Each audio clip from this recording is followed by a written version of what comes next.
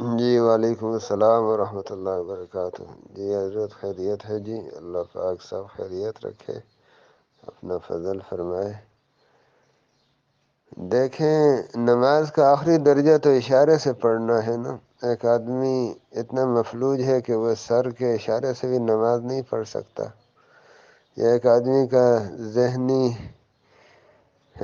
توازن ان بیلنس ہو گیا، اب اس کو ہوش و حواس نہیں رہتی، یا وہ سمجھتا نہیں ہے چیزوں کو، استغراق کسی کیفیت میں رہتا ہے، تو پھر تو وہ مکلف نہیں رہتا، اس سے حکم نماز کا روزے کا ساقط ہو جاتا ہے۔ اس کے لیے ایک تو ہوش و حواس ضروری ہے، اور جو ہے عقل اور صحیح فہم ہونا ضروری ہے۔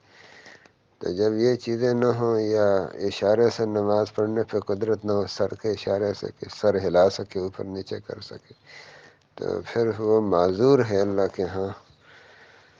اور اسی طرح شیخ فانی یا معذور شخص جس نے فدیہ دینا ہے روزوں کے بدلے میں، تو اس کے پاس فدیہ دینے کی مالی استطاعت نہیں ہے، تو اس سے بھی فدیہ کا حکم مؤخر ہو جائے گا، اور بعد میں اگر استطاعت ہو گئی یا اس کی میراث میں مثلاً آ گیا، تو پھر اس کے مال میں سے فدیہ ادا کر دیں گے۔ لیکن اگر اس کے پاس مال نہیں آتا تو اس سے یہ حکم ساقط ہوگا، کیونکہ یہ تو شریعت کا اہم اور ضروری اصول ہے کہ لا یکلف اللہ نفسا الا وسعها۔ تو احکام کی تکلیف شرعی، اوامر اور نواہی کی، وہ بے قدر وسعت اور استطاعت ہے۔ جس چیز کی استطاعت نہ ہو وہ ساقط ہو جاتی ہے، یہ چیز ہے۔ باقی اللہ ان کو صحت دے اور ان مریضوں کے لیے آسانی فرمائے۔ ٹھیک ہے، السلام علیکم۔ السلام علیکم ورحمۃ اللہ، جزاکم اللہ جی۔ استاد جی، ایک اور مسئلہ ہے کہ ایک بندہ رکشہ بالکل تیار کر کے دوسرے کے حوالے کرتا ہے، اور اس سے یہ کہتا ہے کہ 1 مہینے کے بعد تو نے مجھے 3,000 یا 5,000 دینا ہے، اور باقی تیری اپنی قسمت ہے، اور اگر خراب ہو جائے تو اس کا بھی نقصان تیرے اوپر ہے۔ تو اس طرح متعین رقم مہینے کے بعد لینا، چاہے اس کو اس میں مطلب حاصل ہوں 3,000 روپے اس کی بچت، یا 5 اس کو مہینے کے بعد اس کے پاس ہوں یا نہ ہو، لیکن اس کو دینا ہے، تو اس طرح معاملہ کرنا یہ کیسا ہوگا؟ اور اس کے بارے میں کوئی صحیح صورتحال کہ بندہ رکشہ میں نقصان نفع کا کس طرح دوسرے کے ساتھ معاملہ طے کرے، اور رہنمائی فرما دے، تو جزاکم اللہ۔ جی وعلیکم السلام ورحمۃ اللہ۔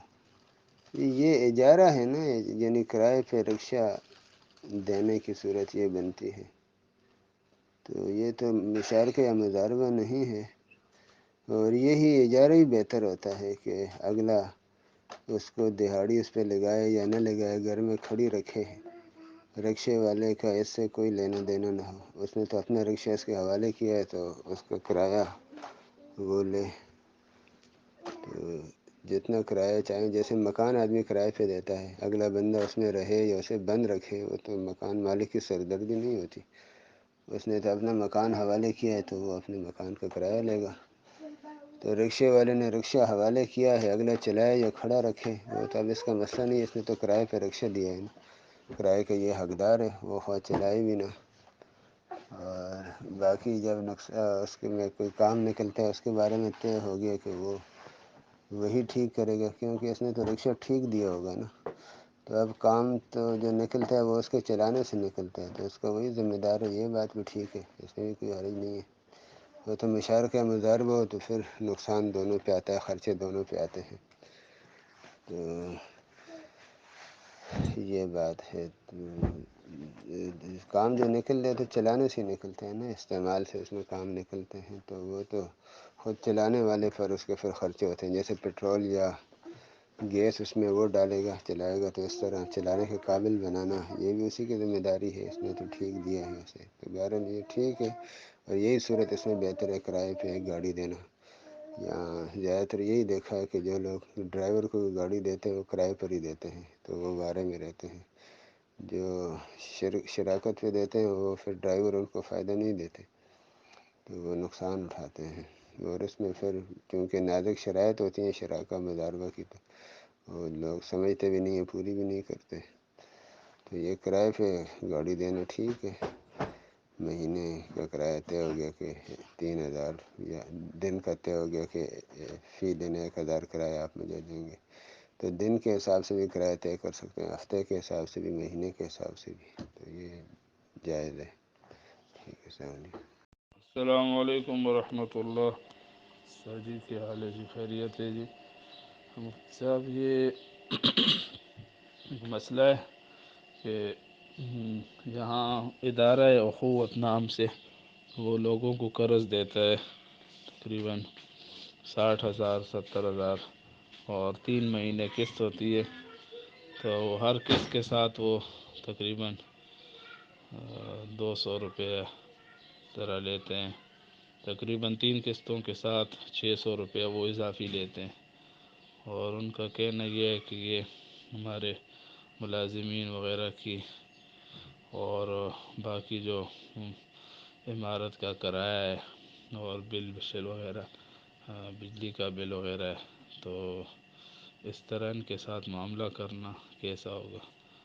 اس کے بارے میں رہنمائی فرمائیں. جزاکم اللہ. جی وعلیکم السلام ورحمۃ اللہ. جی خیریت ہے جی مولانا ساجد صاحب؟ جی سروس چارجز تو سود کے زمرے میں نہیں آتے، یعنی یہ دفتری اخراجات کہلاتے ہیں نا. تو ایک سہولت جو دے رہے ہیں اس کے دفتری اخراجات ان کے ہوتے ہیں.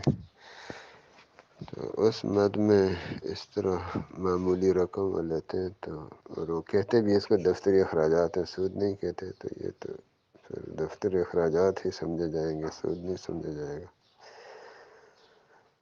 ٹھیک ہے.